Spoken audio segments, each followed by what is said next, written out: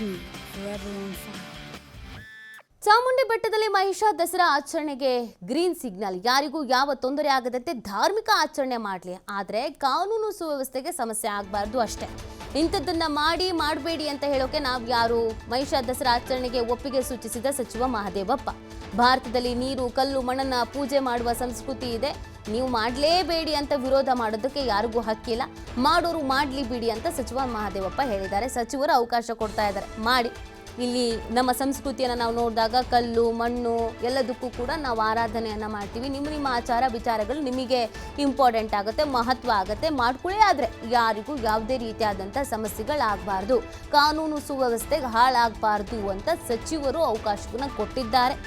ಇನ್ನೊಂದು ಕಡೆಯಲ್ಲಿ ಪೊಲೀಸ್ ಇಲಾಖೆ ನಿಷೇಧಾಜ್ಞೆಯನ್ನು ಜಾರಿ ಮಾಡಿದೆ. ಏನಾಗುತ್ತೆ ಗೊತ್ತಿಲ್ಲ. ಸಿಂಧೂ ನದಿಯ ನಾಗರಿಕತೆ ಬರೋಕ್ಕಿಂತ ಮೊದಲೇ ಅಲ್ಲೆಲ್ಲ ಭಾರತದ ಮೂಲ ನಿವಾಸಿಗಳು ವಾಸ ಮಾಡ್ತಿದ್ರು. ಅವರು ಕಲ್ಲು, ಮರ, ಗಾಡಿ, ನೀರು, ಪ್ರಕೃತಿ ಇದನ್ನೇ ಪೂಜೆ ಮಾಡ್ತಾಯಿದ್ರು, ಇದನ್ನೇ ಆರಾಧಿಸ್ತಿದ್ರು. So it is a rite. ಅವರು ಮಾಡಿ ಅಂತಲೂ ಹೇಳಕ್ಕೆ ಬರಲ್ಲ, ಮಾಡಬೇಡಿ ಅಂತ ಹೇಳೋದು. ಅವರು ರೂಲ್ ಮಾಡಿದ್ರೆ ರೂಲ್ ಮಾಡ್ಕೊಳ್ಳಿ, constitution is right. Who I am to prevent them? Law and order ಆಗಬಾರ್ದು, ಬೇರೆಯವ್ರಿಗೆ ತೊಂದರೆ ಆಗಬಾರ್ದು, ಅನಾನುಕೂಲ ಆಗಬಾರ್ದು. ಅದಕ್ಕೆ they are free to do the religious performance. ಧಾರ್ಮಿಕ ಆಚಾರ ವಿಚಾರಗಳನ್ನು ಮಾಡಲಿಕ್ಕೆ ಅವರಿಗೆ ಮುಕ್ತ ಇದೆ. ಉಪಾಸನೆ ಸ್ವಾತಂತ್ರ್ಯ ಇದೆಯಲ್ಲ, ಧಾರ್ಮಿಕ ಸ್ವಾತಂತ್ರ್ಯ ಇದೆ.